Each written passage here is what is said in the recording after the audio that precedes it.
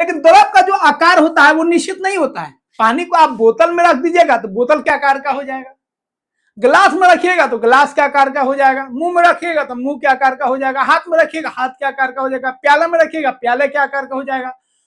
तो द्रव जो होता है उसका अपना आकार नहीं होता है, जिस बर्तन में आप रखिएगा उसी बर्तन का आकार वो ले लेगा। हेलो फ्रेंड्स, तो क्लास 6 का जो न्यू बुक है साइंस का जिज्ञासा, उसका हम लोग 7 चैप्टर ऑलरेडी पूरा कर चुके हैं। तो आज हम लोग कंप्लीट करेंगे जो चैप्टर 8 है क्लास 6 का, जल की विविध अवस्थाओं की यात्रा। तो जल के बारे में हम लोग यहाँ पे पूरा विस्तार से पढ़ेंगे।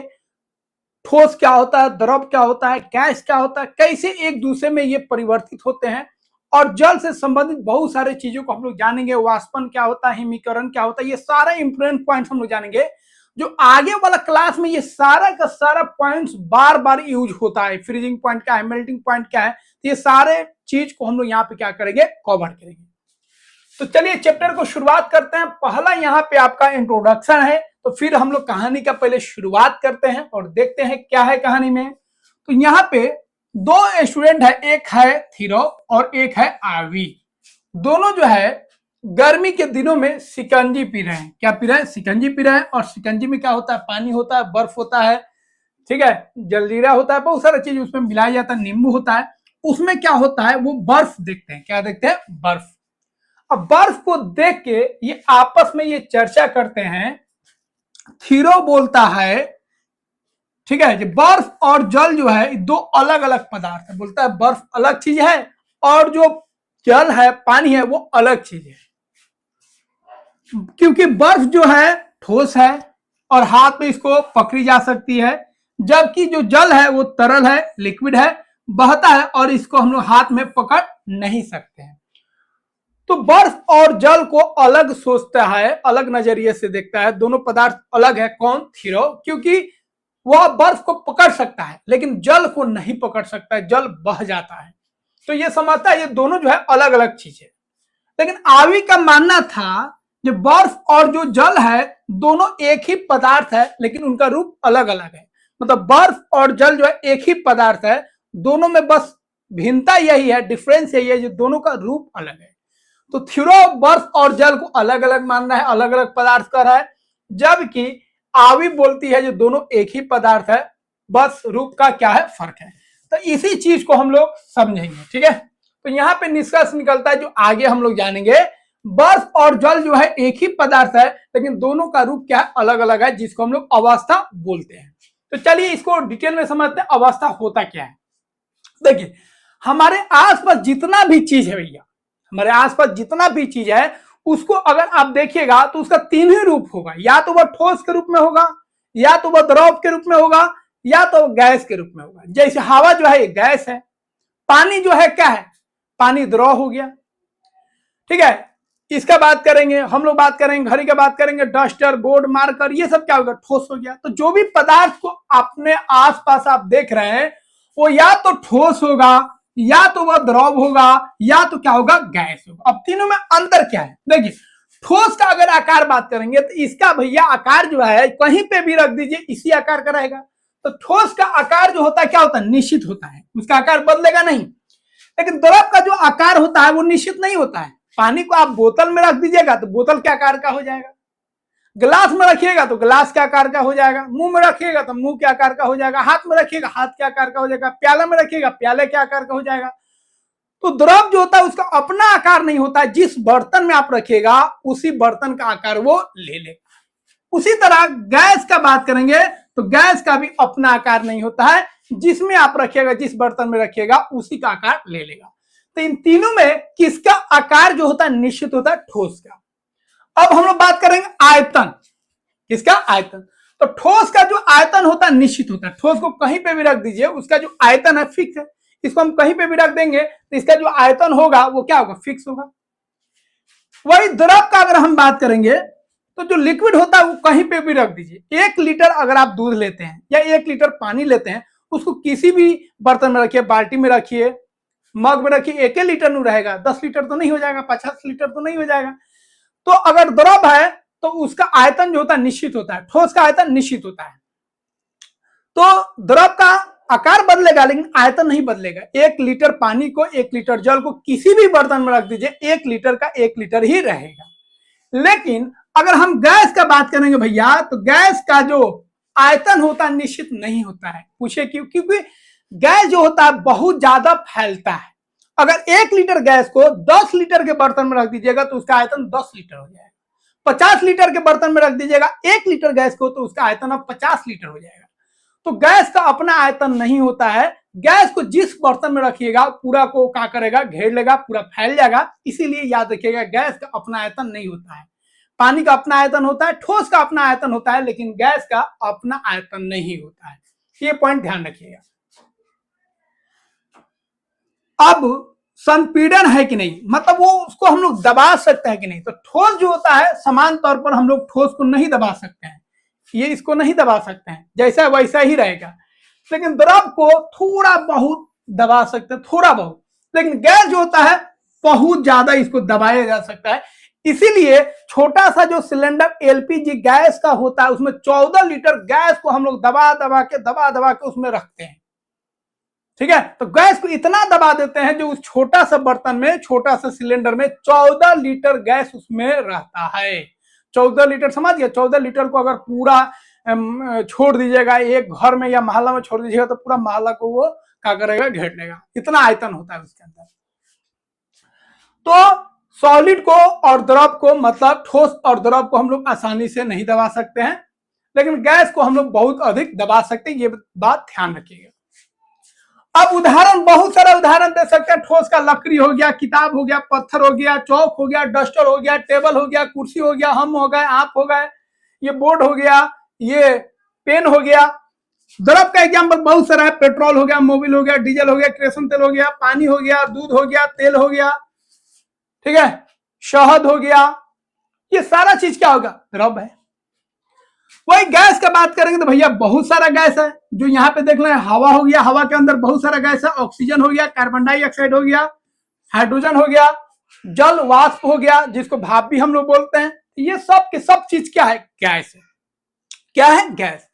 तो कोई भी आप चीज को देखिएगा हमारे यूनिवर्स में, हमारे पृथ्वी पर कोई भी चीज होगा या तो वो ठोस के रूप में होगा, या तो वह द्रव के रूप में होगा, या तो वह गैस के रूप में होगा।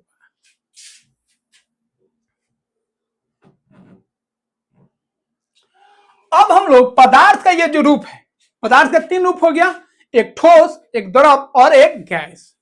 तो पदार्थ या तो ठोस के रूप में होगा, या तो गैस के रूप में होगा, या तो द्रव के रूप में होगा। तो ये जो तीनों पदार्थ का रूप है, क्या इसको हम एक रूप से दूसरे रूप में बदल सकते हैं? क्या कोई पदार्थ अगर ठोस है तो उसको द्रव में बदल सकते हैं? अगर द्रव में है तो उसको गैस में बदल सकते हैं? गैस में है तो उसको वापस द्रव बना सकते हैं? द्रव में है तो वापस उसको ठोस बना सकते हैं?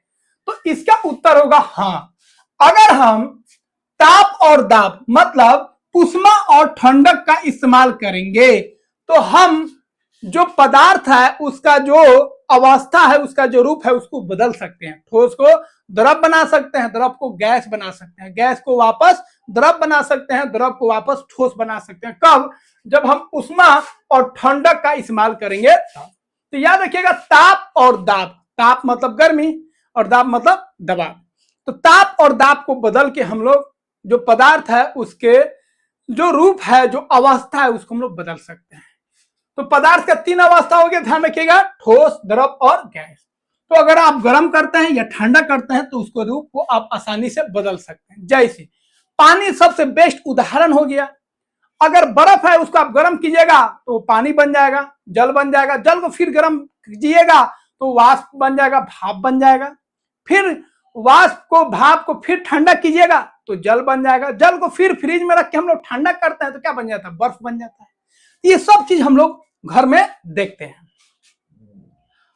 अब हम लोग कुछ प्रोसेस का बात करेंगे। पिघलना या मेल्टिंग क्या होता है, ठीक है। मेल्टिंग का मतलब क्या होता है, मेल्टिंग मतलब पिघलना। तो कौन चीज पिघलेगा, ठोस पिघलेगा। तो जब ठोस द्रव में बदलता है तो इस प्रक्रिया को हम लोग बोलते हैं मेल्टिंग, पिघलना। कोई चीज हम ला रहे हैं, बर्फ ला रहे हैं, बर्फ पिघल रहा है। तो बर्फ क्या है, ठोस है, पिघल रहा है तो क्या बन रहा है, द्रव बन रहा है। तो ठोस से कोई पदार्थ द्रव में बनता है तो इसी को हम लोग बोलते हैं पिघलना।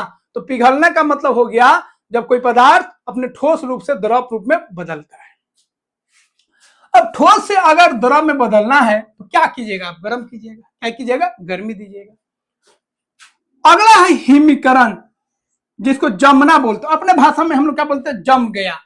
फ्रिज में कोई चीज को आप जमा रहे हैं, दही जम गया, ठीक है, कोल्ड ड्रिंक जम गया, पानी जम गया। तो पानी क्या था? द्रव था। कोल्ड ड्रिंक क्या था? द्रव था। दही क्या था? द्रव था। मतलब दूध जो था द्रव था, उसको आप क्या किए? जमा लिए। जम गया मतलब ठोस हो गया, बर्फ हो गया, ठोस हो गया। तो जमना का मतलब हो गया जब कोई द्रव पदार्थ को हम लोग ठोस में बदलते हैं। तो जब कोई द्रव पदार्थ को हम ठोस में बदलते हैं तो इस प्रक्रिया को हम लोग बोलते हैं जमना, या इसी को हम लोग बोलेंगे हिमीकरण। क्या बोलेंगे? हिमीकरण, जिसको अपने भाषा में फ्रीजिंग भी बोलते हैं, जिसको हम लोग फ्रिज में हम लोग रखते हैं, रेफ्रिजरेटर में रखते हैं। तो जमना का मतलब हो गया क्या जमेगा भैया? द्रव जमेगा। ठीक है, क्या जमेगा? द्रव। ठीक है, किस में जमेगा? तो यह ठोस में जमेगा। तो जब कोई पदार्थ द्रव से ठोस में बदलता है तो इस प्रक्रिया को हम लोग क्या बोलते हैं? हिमीकरण बोलते हैं, इसी को फ्रीजिंग बोलते हैं। अब जमने के लिए क्या चाहिए? अब पानी को अगर जमाना है तो आप ताप को कम कीजिएगा कि ज्यादा कीजिएगा? मतलब ठंडा कीजिएगा कि गर्म कीजिएगा? ठंडा कीजिएगा, तभी तो फ्रिज में रखते हैं ताकि ठंडा हो जाए। तो द्रव को जब ठंडा करेंगे तो किस में बदल जाएगा? ठोस में बदल जाएगा। एक और प्रक्रिया है जिसको हम लोग बोलते हैं बॉइलिंग या वाष्पन या उबलना। वाष्पन का मतलब क्या होता है? वाष्पन का मतलब होता है जब द्रव जो है गैस में बदलता है। किस में बदलता है? गैस में। तो जब द्रव वाला पदार्थ गैस में बदलेगा तो उस प्रक्रिया को हम लोग क्या बोलते हैं? उसको हम लोग वाष्पन बोलते हैं, या इसी को उबलना बोलते हैं। इंग्लिश में इवेपोरेशन या बॉइलिंग बोलते हैं। तो यहाँ पे गैस जो है, गैस वो बदल रहा है। किस में बदल रहा है? सॉरी, द्रव जो है, लिक्विड जो है, लिक्विड वो किस में चेंज हो रहा है? वो गैस में चेंज हो रहा है। तो लिक्विड जब गैस में चेंज होगा, द्रव जब गैस में चेंज होगा, तो इस प्रक्रिया को हम लोग क्या बोलते हैं? वाष्पन बोलते हैं। जैसे घर में हम लोग खाना पकाते हैं तो सबसे पहले पानी को गर्म करते हैं, तो पानी जो गर्म हो रहा है भाप में बदल रहा है, तो ये प्रक्रिया क्या हो गया? इस प्रक्रिया को वाष्पन बोलेंगे। गड्ढा में जो पानी है वो उड़ रहा है, तभी तो गड्ढा से पानी गायब हो जाता है, तो उड़ रहा है, तो ये प्रक्रिया क्या होगा? वाष्पन हो गया। पसीना हमारे शरीर से निकल रहा है, ये उड़ जा रहा है, तो ये प्रक्रिया क्या होगा? वाष्पन हो गया। घर में जो पोछा लग रहा है वहां का पानी क्या हो गया? उड़ गया, तो ये प्रक्रिया कौन हो गया? वाष्पन हो गया। तो जब जल जो है या कोई द्रव जो है गैस में बदलता है, गैस में चेंज हो जाता है, तो इस प्रक्रिया को हम लोग उबालना या वाष्पन बोलते हैं। अब ये दोनों में थोड़ा सा फर्क है। वाष्पन जो होता है, याद रखिएगा, वाष्पन किसी भी टेम्परेचर पे होगा, लेकिन जब पानी को आप गर्म करते हैं तो भाप तो पहले ही से निकलता है, तो पानी को जैसे गर्म किया भाप निकलने लगा तो इसको वाष्पन बोलेंगे। लेकिन जब पानी खदकने लगता है, बॉयल होने लगता है 100 डिग्री सेल्सियस पे, तो वो जो प्रक्रिया है उसको हम लोग क्या बोलेंगे? उसको हम लोग उबालना बोलेंगे। तो उबालना और वाष्पन में कोई ज्यादा फर्क नहीं, बस ताप का फर्क है। 100 डिग्री से नीचे अगर पानी या कोई द्रव गैस में बदल रहा है तो उसको हम लोग बोलेंगे, क्या बोलेंगे? उसको हम लोग इवेपोरेशन बोलेंगे, वाष्पन बोलेंगे। लेकिन 100 डिग्री पर अगर कोई द्रव गैस में बदल रहा है तो इसको हम लोग क्या बोलेंगे? इसको हम लोग, ठीक है, उबालना बोलेंगे। इसी को इंग्लिश में बॉइलिंग बोलेंगे। तो बॉइलिंग कितना पे होता है? 100 डिग्री सेल्सियस पे होता है, याद रखिएगा। बाकी इसके नीचे अगर वाष्पन हो रहा है पानी या कोई द्रव गैस में बदल रहा है तो उसको हम लोग क्या बोलते हैं? इवेपोरेशन बोलते हैं। अब एक होता है कंडेंसेशन, ये बहुत इंपॉर्टेंट है। ये भी संघनन जिसको बोलते हैं। अब गैस जो है, गैस को अगर आप ठंडा कीजिएगा, या गैस जा रहा है, पानी का भाप जा रहा है, ठीक है, वाष्प जल जा रहा है, वो जैसे ही ठंडा पदार्थ से टकराएगा तो वह द्रव में बदल जाएगा। तो गैस जब द्रव में बदलता है तो इस प्रक्रिया को हम लोग क्या बोलते हैं? संघनन बोलते हैं। क्या बोलते हैं? संघनन। तो जब गैस ठंडा होकर द्रव में परिवर्तित हो जाए तो इस प्रक्रिया को हम लोग क्या बोलते हैं? संघनन बोलते हैं। जैसे जल वाष्प जो है जल में बदल जाता है। खाना जो पकता है, खाना जब पकाते हैं या पानी को आप गर्म करते हैं तो क्या देखते हैं? या चावल पकता है तो क्या देखते हैं? जैसे ही ढक्कन खोलेगा तो पानी का आपका छोटा छोटा छोटा छोटा आपका बूंद दिखेगा। तो क्या होता है? पानी जो है वो क्या बना? भाप बन गया, मतलब गैस बन गया। और वह गैस जैसे ही बर्तन में जा रहा है, छू रहा है, तो बर्तन क्या है? ठंडा है, तो उस बर्तन से टकरा के अपना रूप क्या किया? बदल लिया, पानी में आ गया। फिर तो पानी था, गैस में बदला, वाष्प में बदला, फिर वो वाष्प ठंडा चीज से टकराया और फिर वापस क्या आ गया? वो द्रव में आ गया। तो द्रव गैस में बदल रहा है, फिर वापस गैस जो है द्रव में बदल रहा है। तो इस तरह आप देखे होंगे घर में जब खाना पकता है तो जो जल है वो जल वाष्प में बदलता है, भाप में बदलता है, फिर वापस जल वाष्प जो होता है जल में बदलता है, और ये प्रक्रिया चलते रहता है। तो द्रव, ठोस और गैस हम लोग देख लिए। पदार्थ का 3 अवस्था है, उसी तरह जो जल होता है उसका भी 3 अवस्था हो जाएगा। तो जल ठोस अवस्था में भी रहता है, द्रव अवस्था में भी रहता है और गैसीय अवस्था में भी रहता है। लोहा को आप तीनों अवस्था में बदल सकते हैं, ठोस अवस्था में तो रहता ही है, उसको द्रव अवस्था में और आप गैसीय अवस्था में भी बदल सकते हैं।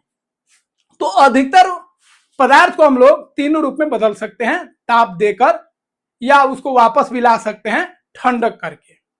लेकिन कुछ पदार्थ ऐसा भी है, कितना भी आप कोशिश कर लीजिए, उसका जो रूप है, उसका जो अवस्था है, उसका आप नहीं बदल सकते हैं। जैसे पत्थर हो गया, पत्थर को कितना गर्म कर लीजिए उसका रूप नहीं बदलेगा। बहुत सारा पदार्थ है जिसका रूप नहीं बदलेगा। तो ठोस अवस्था में जल जो होता है उसको बर्फ बोलते हैं। तो बर्फ जो है वो क्या है, ठोस अवस्था है। जल जो है क्या है, द्रव अवस्था है। और जल वाष्प जो है, जल का जो भाप है, जल वाष्प, ये क्या है आपका गैसीय अवस्था है। कौन अवस्था है, गैस अवस्था। तो जल आपका बर्फ के रूप में रहे तब, जल के रूप में रहे तब, या जल वाष्प के रूप में रहे तब, है तो जल ही है ना। रूप अलग अलग हो गया, अवस्था अलग अलग हो गया, लेकिन पदार्थ जो है वो जल ही है, वो वाटर ही है। इसको ध्यान रखिएगा। चलिए अब पहला हम लोग पढ़ेंगे बर्फ का पिघलना, मतलब मेल्टिंग जो हम लोग पढ़े थे उसी को विस्तार से देखते हैं। ठीक है, तो बर्फ का टुकड़ा लीजिए और एक कप में आप डाल दीजिए। ठीक है, उसको मेज पर रख दीजिए। थोड़ी देर बाद वह जल में बदल जाएगा।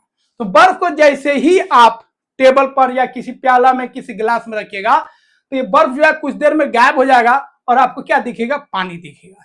तो यहाँ पे जो बर्फ है वो किस में बदल रहा है, पानी में बदल रहा है। तो बर्फ आपका हो गया ठोस, और पानी जो है, जल जो है वो क्या हो गया आपका, द्रव हो गया। तो यहाँ पे आप देख रहे हैं ठोस जो है किस में बदल रहा है, द्रव में बदल रहा है। और इस प्रक्रिया को हम लोग क्या बोलते हैं, मेल्टिंग।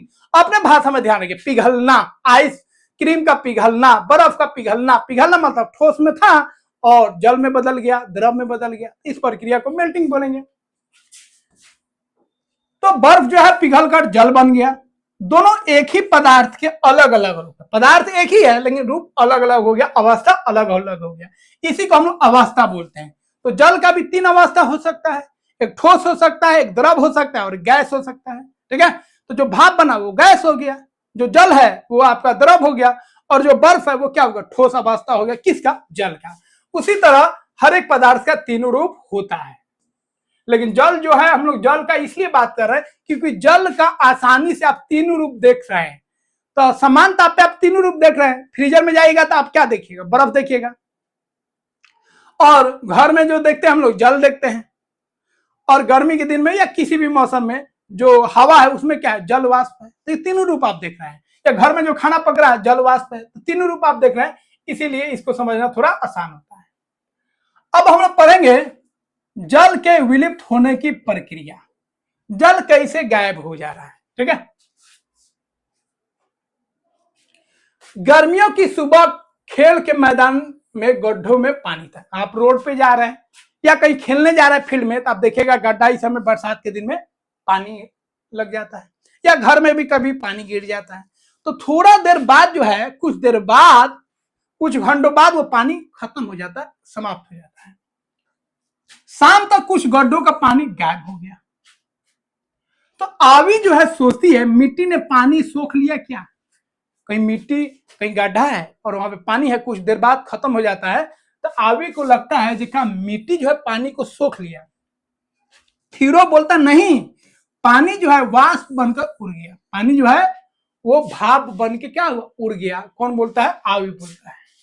ठीक है, सॉरी, थीरो बोलता है।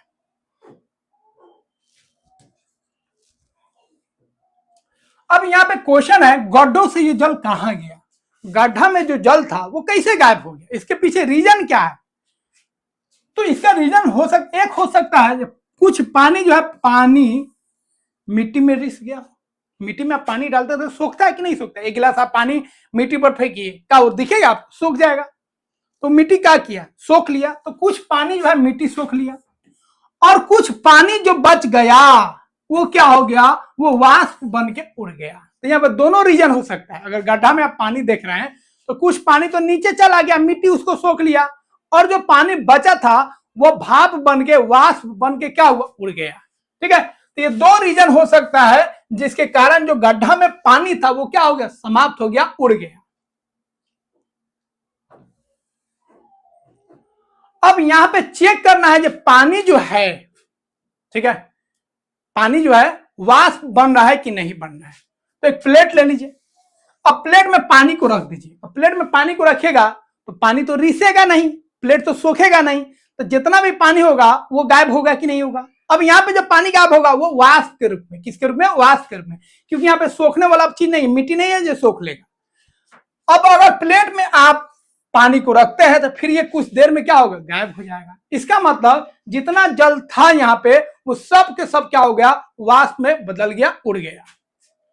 तो स्टील की प्लेट में 1 चम्मच पानी डालिए ताकि जल्दी काम हो जाए। अब एक प्लेट मान लीजिए लिए, पूरा भर के पानी रख दीजिएगा तो बहुत समय लगेगा, दिन भर आपको इंतजार करना पड़ेगा। ठीक है, देखें कि पानी रिसता है या धीरे धीरे गायब हो जाता है। तो प्लेट में अगर आप जल को रखें तो रिसेगा नहीं, मिट्टी तो है नहीं जो रिस लेगा, या कोई कपड़ा तो है नहीं जो उसको सोख लेगा, तो यहाँ पे तो रिसेगा नहीं, लेकिन ये धीरे धीरे गायब हो जाएगा। इसके पीछे कारण क्या है, इसके पीछे कारण है जो पानी जो है, जल जो है वाष्प के रूप में बदल गया। तो स्टील की प्लेट से पानी नहीं रिसता है, क्लियर है। फिर पानी कहाँ गया, तो आपको मालूम हो गया, यह गैसीय अवस्था में जल वाष्प में बदल के क्या हो गया, गायब हो गया। तो जल वाष्प आप ध्यान रखिएगा, बार बार हम लोग इसका इस्तेमाल करेंगे।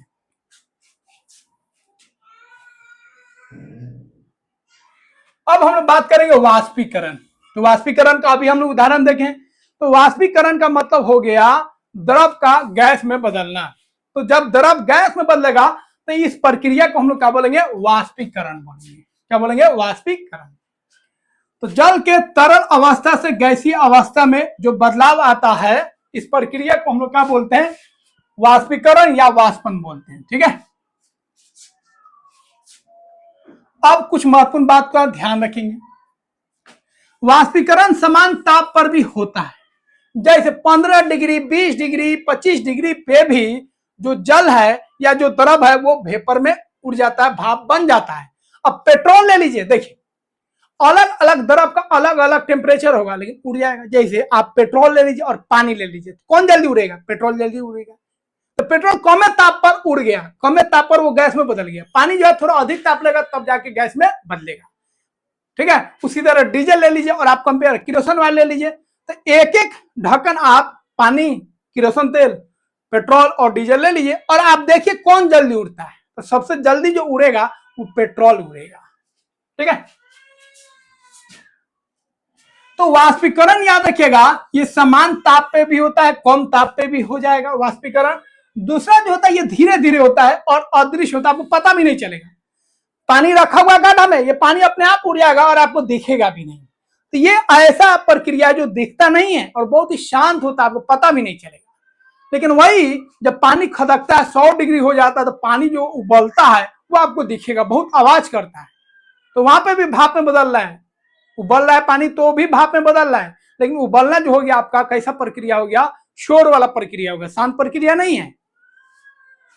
ठीक है, तो वाष्पीकरण जो होता है याद रखिएगा, ये क्या होता है, समान ताप पे भी हो जाएगा, कम ताप पे भी हो जाएगा। दूसरा जो होता है ये धीरे धीरे होता है। तीसरा बात ध्यान रखिएगा, ये अदृश्य होता है।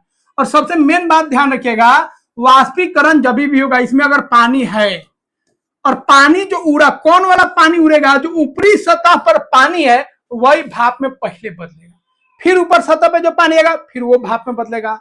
तो वाष्पीकरण किसका होता है, तो याद रखिएगा नीचे वाला पानी का वाष्पीकरण नहीं होगा, ऊपर वाला जो पानी रहेगा सतह पर उसी का वाष्पीकरण होता है। जैसे गीला कपड़ों का सूखना, गीला कपड़ा हम लोग पसारते हैं छतों पर तो क्या होता है, सूख जाता है, गर्मी में थोड़ा जल्दी सूखता है। डोसे पर छीटा गया पानी उड़ जाता है, डोसा वोसा बनता है, तावा पर पानी छिड़क के उड़ जाएगा, क्या है, वाष्पीकरण हुआ। पोछे के बाद पोछा अगर दिया है घर में, फर्श जल्दी सूख जाता है। तो पोछा देते समय जो है घर की औरतें जो क्या ध्यान रखती है, तो पोछा को देते समय पंखा चालू कर देती हैं ताकि फास्ट हो। खास तौर पे बरसात के दिन में, ठंडा के दिन में देखिएगा जल्दी पोछा दिया था तो पानी तो सूखेगा नहीं, तो उसमें क्या किया जाता है, पंखा चला दिया जाता है।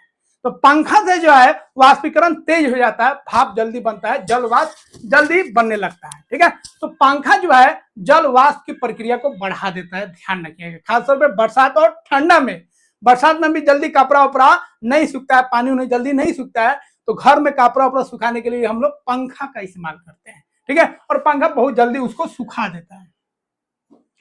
पसीना जो सूख रहा है तो यहाँ पे भी पानी का क्या हो रहा है, वाष्पीकरण हो रहा है। जो सैनिटाइजर हम लोग लगाते हैं या पेट्रोल आप हाथ पे लगा लीजिए, सूख जाएगा, बहुत जल्दी आपको ठंडा फील होगा, तो उड़ गया। उसी तरह सैनिटाइजर जब हम लोग लगाते हैं ठंडा फील होता है, उड़ जाता है। तो ठंडा फील क्यों हो रहा है, क्योंकि वाष्पीकरण जब भी होगा तो वह सतह पर होगा और सतह से वो ऊर्जा लेगा। याद रखिएगा, सतह से क्या करेगा, ऊर्जा लेगा। तो सतह वाला जो कण थे ऊपर उड़ गए और वो ऊर्जा ले लिए, इसलिए वहां का ऊर्जा कम हो गया, इसलिए ठंडा फील होगा। तो एसीटोन लगा लीजिए, नेल पॉलिश वाला जो होता है, या सैनिटाइजर लगा लीजिए, या पेट्रोल लगा लीजिए, या स्पिरिट लगा लीजिए। बस ध्यान रखिएगा, माचिस उसी से उसको बारिएगा नहीं तो फिर हाथ तो जल जाएगा। ठीक है, तो सैनिटाइजर का पेट्रोल का यूज कीजिएगा तो आपको ठंडा फील होगा। काहे कि जैसे ही ये उड़ा है पेट्रोल या सैनिटाइजर, ये उड़ गया, आपके शरीर से ताप लिया और उड़ गया। आपका बॉडी का टेम्परेचर कितना है, 37 डिग्री, और उसको 20 से 25 पर वो उड़ जाएगा। तो यह उड़ गया, यहां से उष्मा ले लिया, अब यहां से उष्मा चला गया, तो यहाँ पे आपको क्या होगा, ठंडा फील होगा। इसीलिए सैनिटाइजर इस सब का हम लोग इस्तेमाल करते लगाते हैं तो ठंडा फील होता है। या सुई देने जाता है कंपाउंडर तो क्या करता है, या नर्स कोई सुई देती है तो क्या करती है, पहले स्पिरिट लगा देती है, जिससे आपको एकदम ठंडा फील होता है, अच्छा फील होता है। और लोशन साइड से लगा देती है, दर्द भी नहीं होता है।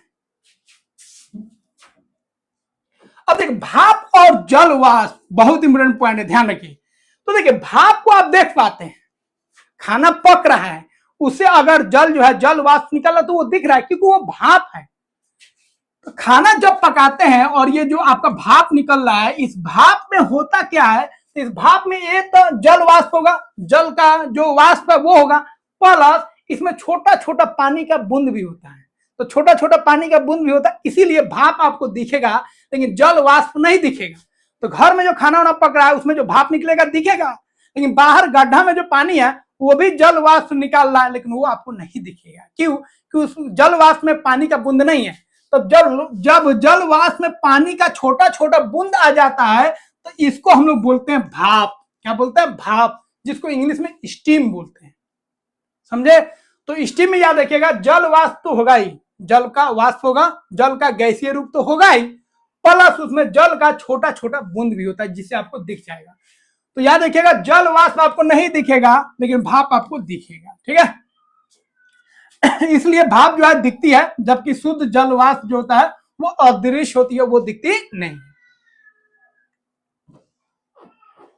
चलिए, कुछ और क्रियाकलाप हम लोग करते हैं। कांच का गिलास ले लीजिए, उसमें ठंडा पानी डालिए या बर्फ का कुछ टुकड़ा डाल दीजिए, कुछ मिनट बाद जो है गिलास की बाहरी सतह पर आप देखिएगा पानी का बूंद लग जाएगा। तो किसी भी ठंडा आप गिलास ले लिए, उसमें ठंडा चीज को डाल दीजिए, मान लीजिए ठंडा पानी डाल दिए या बर्फ डाल दिए, तो कुछ पानी डालिए और कुछ बर्फ डाल दीजिए जिससे वो गिलास ठंडा हो जाए। फिर बाहर आप देखिएगा पानी का छोटा छोटा बूंद आ जाएगा। या सबसे अच्छा, आप पानी जब लेते हैं, खरीदते हैं, ठंडा पानी का बोतल आप लेते हैं तो साइड साइड में क्या आ जाता है, पानी का छोटा छोटा बूंद आ जाता है। अब इसको समझते हैं। अब यहाँ पे क्या क्या क्वेश्चन उठ रहा है, ये जल की बूंद कहां से आई, बाहर जो है ये कहां से आ गया भैया, पानी जादू हो गया क्या, ये गिलास से रिस रहा है? फिर दिमाग में आता है भैया गिलास बाहर तो नहीं निकल रहा है, क्या ये बर्फ पिघल कर बाहर आ गई है, या ये बर्फ पिघल कर बाहर तो नहीं आ गया। तो इसको आप चेक कर सकते हैं, यहाँ पे टिक आउट कर दीजिए। अगर बाहर पानी लीक होता होगा या बर्फ बाहर आएगा, ये लेवल क्या होगा, घट जाएगा। तो आप देखिएगा लेवल में कोई घटाव नहीं है, जितना मार्क किए तो उतना ही पानी है। इसका मतलब ये पानी जो है ये अंदर का नहीं, ये बाहर का है, कहीं बाहर से ये पानी आया है। तो गिलास में जल के स्तर को मार्कर या किसी चीज से निशान लगा दीजिए। फिर आप देखिएगा जल स्तर नहीं घटता है, जितना जल था उतना ही बोतल के अंदर है, लेकिन बाहर जो है जल वो आ रहा है, जमा हो रहा है। अब इसके पीछे रीजन क्या है उसको समझिए। तो कोई बोतल आप ठंडा लेते हैं या किसी गिलास में अगर आप ठंडा पानी रखते हैं, बर्फ रखते हैं, तो उसके चारों तरफ जो है वो पानी कहां से आ गया। तो ध्यान रखिएगा, ये जो हवा है, हवा इसमें हवा नहीं है, इसमें जल का वाष्प भी है। तो ये जो हवा हम लोग बात कर रहे हैं, हवा में नमी है कि नहीं, हवा में नमी का मतलब उसमें पानी है कि नहीं, और वो पानी किस रूप में है, वाष्प के रूप में है, गैस के रूप में है। तो ये पानी जो गर्म हो रहा है, गैस में बदल, वो कहां जा रहा है, हवा में जा रहा है। इस हवा में, हवा के साथ साथ जल वाष्प भी है। जल वाष्प अधिक है तो बोलेंगे नमी अधिक है, जल वाष्प कम है तो बोलेंगे नमी कम है। इसी को हम लोग हिंदी भाषा में बोलते हैं आर्द्रता। आर्द्रता, तो आर्द्रता मतलब हो गया वायु में नमी कितना है, जल कितना है। तो बरसात के दिन में याद रखिएगा, वायु में ज्यादा नमी होता है क्योंकि हर जगह पानी है। लेकिन गर्मी के दिन में, ठीक है, क्या होता है, आर्द्रता जो होता है वायु में कम होता है। तो बरसात में आर्द्रता जो होगा वायु में अधिक होगा, वायु में नमी अधिक होगा। जबकि गर्मी में जो वायु में नमी है, आर्द्रता जो है वो कम हो जाता है, ध्यान रखिएगा। तो ग्लास को जैसे ही यहां पे रखिएगा तो ये गैस जो है, ठीक है, वायु जो है उसमें क्या है, जल वाष्प है। अब जैसे ही गैस इस ठंडा चीज से टकराएगा तो अपना रूप क्या करेगा, बदल लेगा। तो यह जो जल वाष्प है ये वापस किस में बदल जाएगा, जल से बदल जाएगा, क्योंकि आपको बता चुके हैं जल वाष्प जैसे ही ठंडा चीज से टकराता है अपना रूप बदल लेता है, फिर वो गैस से द्रव अवस्था में, मतलब वो जल वाष्प से गैस अवस्था में, द्रव अवस्था में, जलीय अवस्था में आ जाएगा। तो जल वाष्प याद रखिएगा, जल वाष्प जैसे ही ठंडा चीज से टकराएगा तो ये किस में बदल जाएगा, जल में बदल जाएगा। या कोई गैस हो, वो जैसे ही ठंडा चीज से टकराता है, ठीक है, उसको उतना ठंडक मिलेगा तो वो अपना रूप बदल लेगा, वो आपका द्रव अवस्था में चल जाएगा। तो ठंडे पानी को, ठीक है, या बर्फ से आधा भरा कांच का गिलास ले। अब देखो वजन भी चेक कर सकते हैं, जो वजन घटा है कि नहीं। तो बोतल ले लीजिए और उसका तराजू पे वेट कर लीजिए कितना पानी है, ठीक है, इसे भी क्लियर हो जाएगा पानी का वजन उतना का उतना ही है कि बढ़ जाएगा, बढ़ जाएगा। तो तराजू पे आप कोई बोतल रखे हैं ठंडा, ठीक है, ये जो नया आया तराजू, ठीक है, डिजिटल वाला, उसका यूज कीजिए। और जैसे ही साइड में पानी का बूंद बढ़ेगा तो तराजू का वेट क्या होगा, बढ़ जाएगा, मतलब जो बोतल का वेट है बढ़ जाएगा। इससे आप पता कर सकते हैं जो इसके अंदर जो पानी है वो अलग है और इसका बाहरी जो पानी है वो अलग है, मतलब कहीं ना कहीं पानी आया है। तो कंडेंसेशन हम लोग समझ गए। तो बोतल पे जो पानी आ रहा है बाहर से, वो किसके कारण आ रहा है, संघनन के कारण आ रहा है, क्योंकि जल वाष्प जो है वायु में वो किस में बदल गया, जल में बदल गया, ठीक है। तो गैस यहाँ पे द्रव में बदल रहा है। तो वायु में उपस्थित जल वाष्प जब किसी ठंडी सतह से टकराती है तो वह द्रव में परिवर्तित हो जाती है, ठीक है। तो गैस में क्या है, जल वाष्प है, ठंडा चीज से टकराएगा तो वो जल में बदल जाएगा, द्रव में बदल जाएगा। और इसी परिवर्तन को हम लोग क्या बोलते हैं, संघनन बोलते हैं। क्या बोलते हैं, संघनन। अब संघनन का बहुत सारा एग्जाम्पल आप देख सकते हैं। जो खाना आप पकाते हैं वहां पे भी जल वाष्प उठा और बर्तन से टकराया तो किस में बदल गया, जल में बदल गया। तो वहां पे भी आप देख सकते हैं किचन में। दूसरा जो है ओस जो गिरता है, ओस, तो सुबह में जब आप उठते हैं तो दूभी उभी पर क्या गिरा रहता है, ओस गिरा रहता है। पेड़ पौधा के पत्ता पे आप देखिएगा क्या गिरा रहता है, ओस गिरा रहता है। तो यहाँ पे भी क्या हो रहा है, संघनन हो रहा है। जो जल वाष्प है वो ठंडा होने के कारण किसमें बदलेगा, पेड़ पौधा का पत्ता जो होता है क्या होता है, ठंडा होता है। तो जैसे ही जल वाष्प उसे टकराएगा, वायु में जो जल वाष्प टकराएगा पत्ता होता से, तो क्या होगा, अपना रूप बदल लेगा और क्या आ जाएगा, पानी के रूप में बदल जाता है। तो पौधों की पत्तियों पर सुबह सुबह जो ओस की बूंदे आप देखते हैं वो क्या हो गया, आपका जल वाष्प है और वो किस में बदल गया, जल में बदल गया। ये कौन सी प्रक्रिया है, संघनन। उबले जल से ढकी स्टील की प्लेट, ढक्कन वक्कन जो हम लोग ढकते हैं खाना पकाते समय, ठीक है, उससे जो जल वाष्प निकलता है वो जल में बदल जाता है। ढक्कन वक्कन पे आप देखेंगे। जल वाष्प हमारे आसपास की वायु में भी मौजूद रहती है, आपको बता दी है। खाना पकने की जो सुगंध है वो गैसों के फैलाव से होता है। गर्म खाना बनाएगा तो जल्दी फैलेगा। तो वो किसके कारण, वो जो सुगंध है किस में मिल गया, गैस में मिल गया, ठीक है। तो सुगंध गैसों के फैलाव के कारण रसोई के बाहर भी महसूस होती है। तो इस तरह हम लोग संघनन क्या होता है उसको हम लोग जान लिए। अब देखिए वायु में जो जल है, वायु में जो जल है उसको आप बाहर निकाल सकते हैं। तो एक मशीन होता है, एक यंत्र होता है जिसके सहारे हम लोग वायु से जल प्राप्त कर सकते हैं, ठीक है। तो मोम, नारियल तेल जैसे पदार्थ भी गर्म करने पर द्रव बन जाते हैं। आपको पहले बता दिए, कुछ पदार्थ को छोड़कर हर एक पदार्थ को आप तीनों रूप में बदल सकते हैं, उसको ठोस में, द्रव में, गैस में, और वापस उसको द्रव और ठोस में ला सकते हैं। तो यहाँ पे हम लोग इस चैप्टर का जो 8वां चैप्टर था भैया, उसका एक पार्ट हम लोग कंप्लीट कर चुके हैं। दूसरा पार्ट जो है इसको हम लोग आगे कंप्लीट करेंगे। तो अभी तक अगर आप वीडियो को लाइक नहीं किए हैं, बीच में ही लाइक कर देना चाहिए, तो लाइक कर दीजिए, और चैनल को सब्सक्राइब नहीं किया तो सब्सक्राइब कीजिए। यहाँ पे आपको पूरा एनसीईआरटी आपको क्लास 6 से लेकर क्लास 10 तक पूरा टॉपिक वाइज आपको पढ़ाएंगे, पीडीएफ नोट्स मिलेगा, उसके बाद आप question answer, MCQ question, objective question, सारा चीज यहाँ पे आपको मिलेगा। ठीक है, इसीलिए इस चैनल को सब्सक्राइब कीजिए, और जो चैनल में लिंक दिया गया है टेलीग्राम चैनल का, वहां से जुड़ जाइए, वहां से आपको पीडीएफ मिल जाएगा। मिलते हैं फ्रेंड्स अगले वीडियो में। जय हिंद।